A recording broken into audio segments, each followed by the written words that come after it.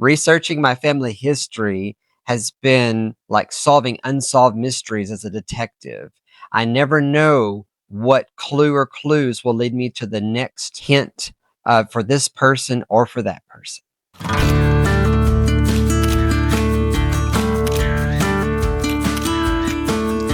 Welcome to my podcast, where memories find their voice.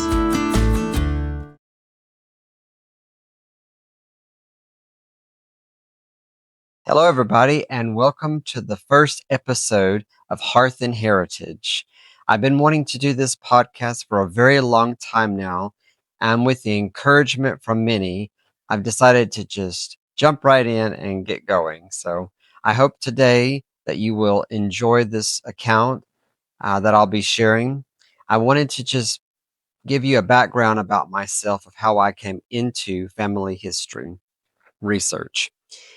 So I grew up going to family reunions with my grandparents and my mother.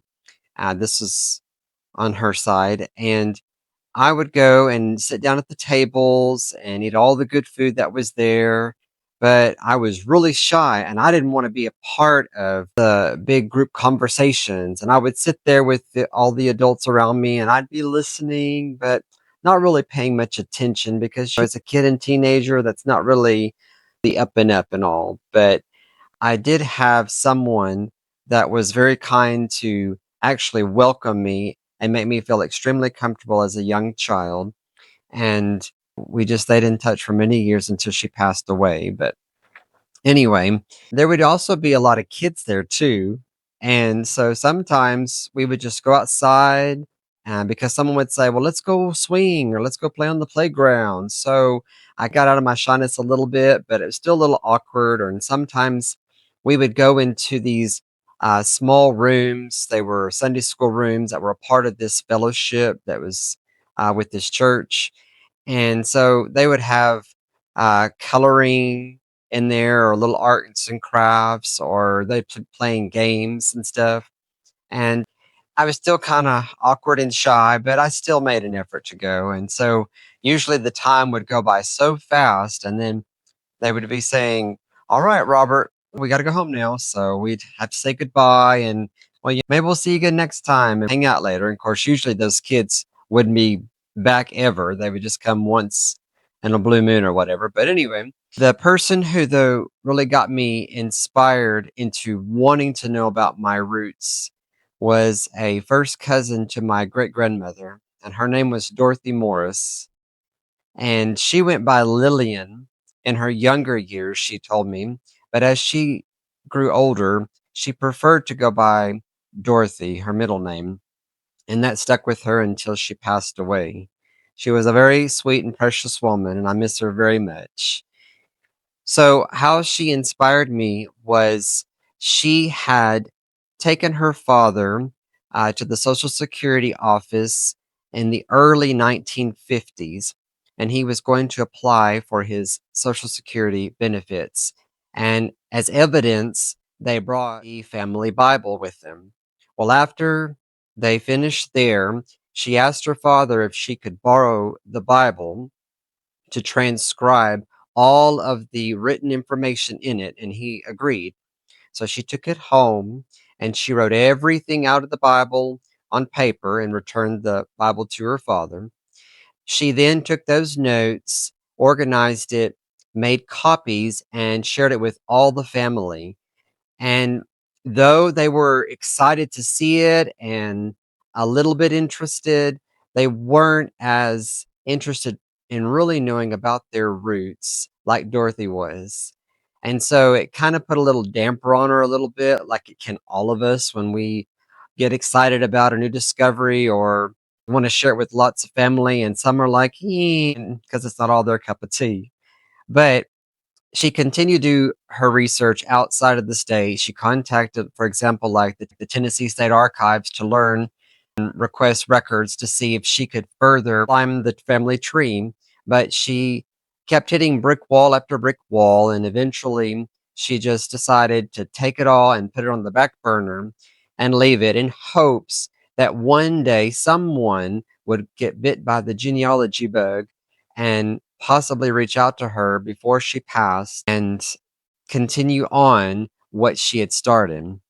And so in 1999, when I was about 17 years old, after helping my church that I grew up in create and work with updating the church directory, I felt like I needed another project. And I realized that's really odd for a 17-year-old to want to do that. But when you're raised with by your grandparents, you sort of have the old saying by what my friends have said. I'm a young person with an old soul. So anyway, just a little inside joke there. But anyway, so I wanted to proceed with this new project, and my grandmother and I had sat down. And I was like, well, why don't we make a family directory for the Grimes family, since that was our reunion that we were attending and all this. And she was like, yeah. So we took what names we had in my address book and her address books, and I began to create a spreadsheet with it, including just the address, a phone number, if they had an email address at that time. But I also wanted to include a birth date and if they were still married, an anniversary. So I sat down and we were trying to decipher dates and anniversaries, and we just were having a lot of trouble with this and that. So we contacted her sisters and we got some of their family information, grandkids information. They were going to get back with us. And aside from that, she really didn't know much as far as her first cousins, let alone a lot of her aunts, uncles, as and great aunts and uncles, great grandparents, and so on. And so we began to sit there and talk about the family. I began to ask her questions about who is this growing up or that? Do you have memories of these people and so on? And some of them she did. But then she sort of had like a light bulb pop up, and she was like, one year at the reunion, I spoke with Dorothy Morris, and she said that if I ever became interested in wanting to learn more about the family, that she had some information that she would share with me. And she said, why don't we write her a letter and we'll go from there and see if she's able to help us. And so I was like, no, let's do it. So we dove right in, wrote the letter, mailed it off. And just a couple of days after we had mailed it, we received a phone call from Dorothy, and she was crying, and she was just very happy that somebody in the family had finally decided to pick up where she had left off and see if we could keep climbing our family tree.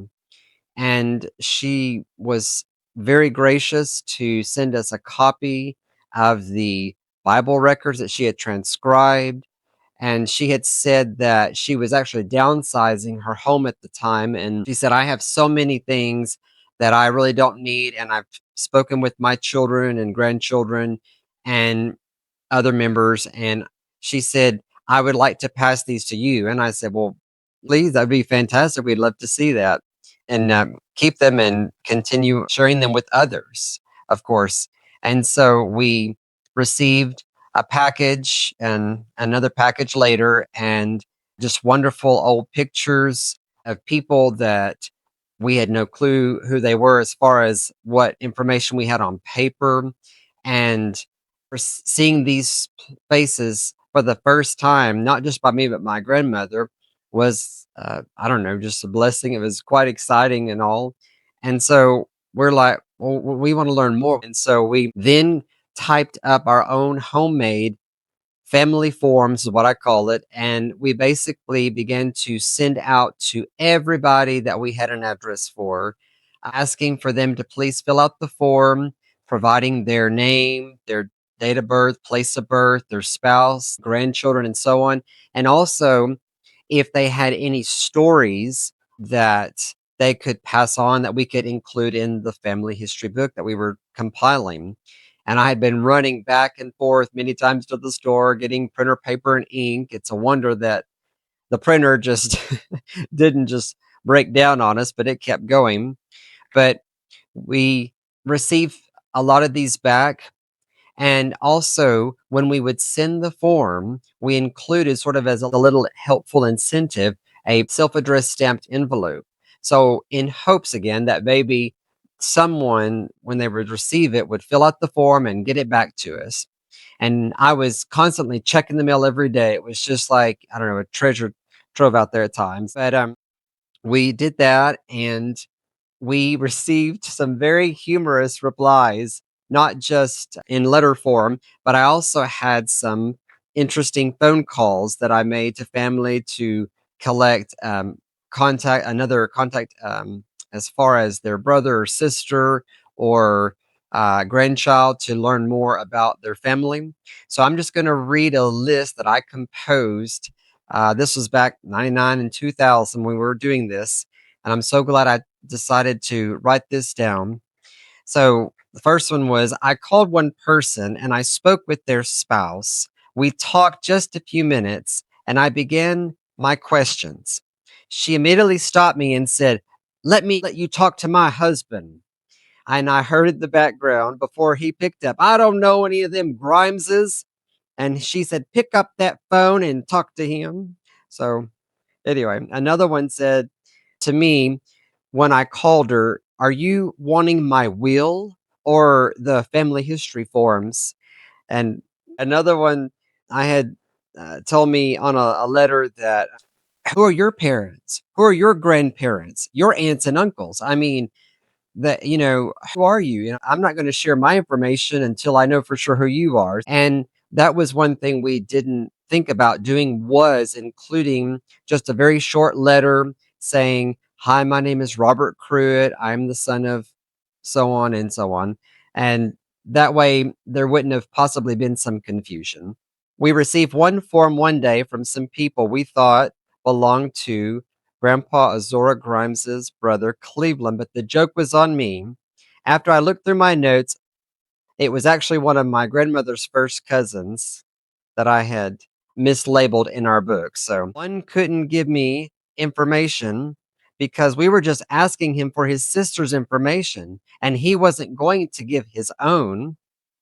And someone called another relative to let them know that I was going to send them a form. So don't throw it away, because this person had previously thrown it away thinking it was just some junk mail, or they just didn't want to deal with it and all that. And that was just something we had to accept, that there might be people that just didn't want to take the time to do it.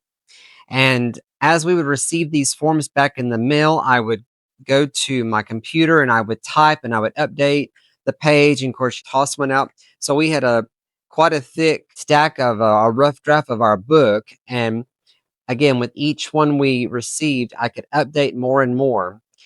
And it was just a wonderful blessing, like I said, to be able to do this.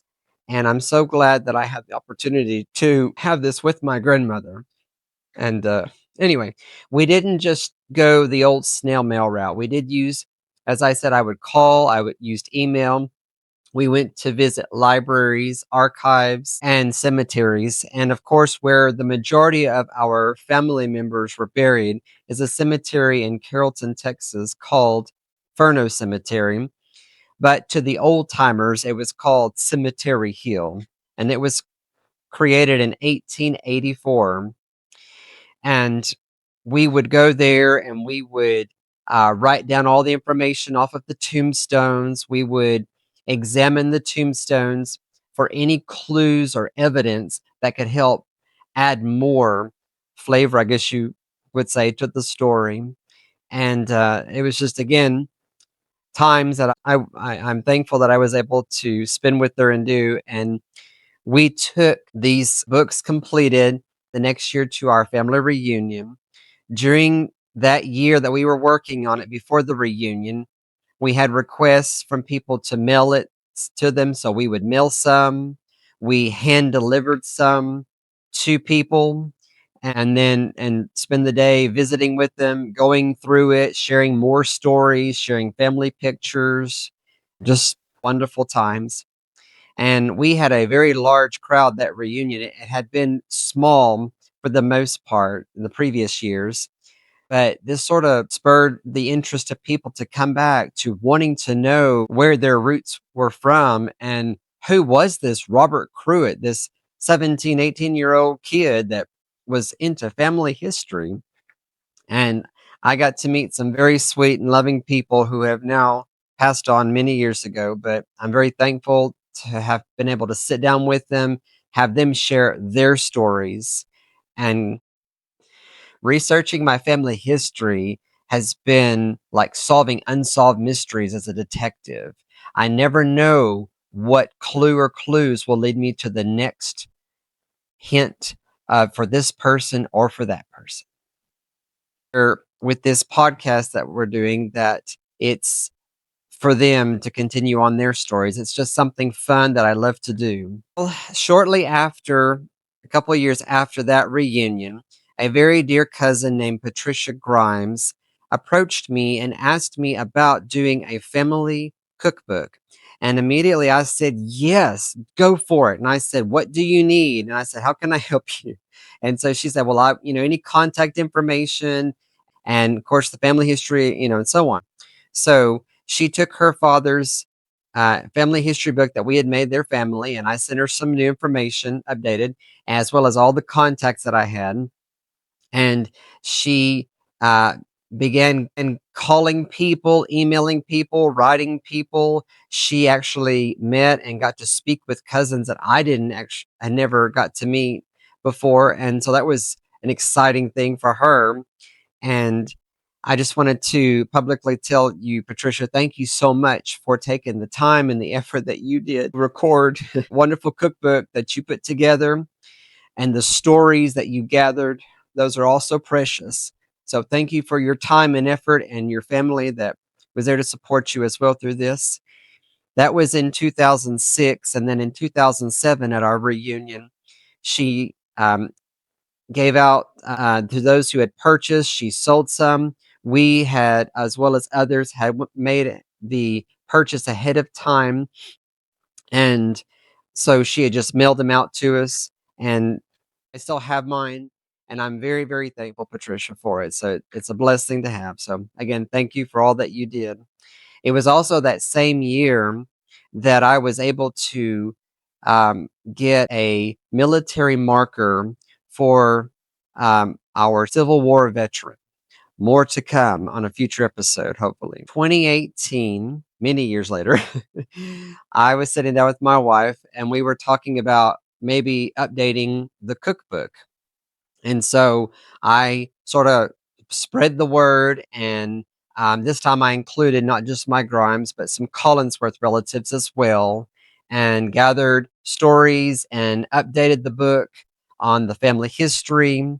And with the help of DNA that I had done, as well as other relatives, we had been able to confirm for sure the living descendants of some of my ancestors' siblings, some that were living in Texas, Arkansas, and other states.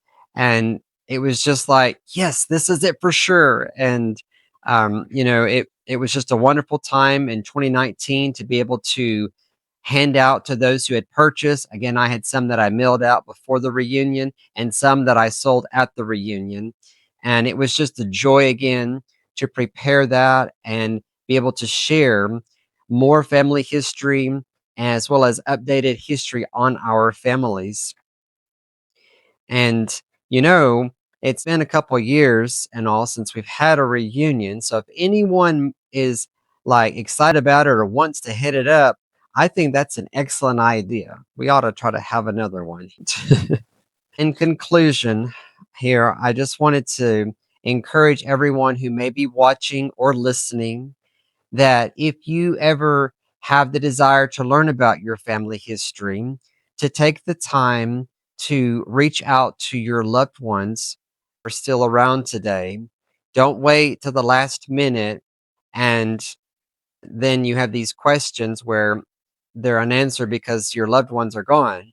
For example, we'll go back to my grandmother. When she sort of became interested in the family, she did speak with her mother, who was living at the time, but she just said, well, I just don't know a lot about the family. And there just wasn't much shared. And then sadly, just a few years later, her mother passed away, and there were still these unanswered questions. And I've done the same thing as well, where I've waited to the last minute where I haven't called someone or written them a letter or emailed them. Even today, sending a text message, just to learn more about the family and what I might be missing or whatever. So anyway, again, if you have the desire to do that, then please take the time to reach out to them and don't let their voices fade away. So, and in doing this podcast, I do hope that with that encouragement, in addition, that if you have the opportunity to speak with your loved ones, we have such great technology today on our like with our smart devices where you can take it and you can do just a audio recording, you can do a video recording if they're comfortable, you can take notes, you can take pictures, you can even use it as a scanner. So I mean, the sky's the limit sometimes with our modern technology versus what it was about 27 years ago when I first started. So again, if you have the desire, then reach out and do so. Hope y'all are having a good day and that y'all will continue climbing those family trees that you have been for years. For those that are interested in family history, thank you so much for joining me, and I hope to see y'all in the next one. Take care.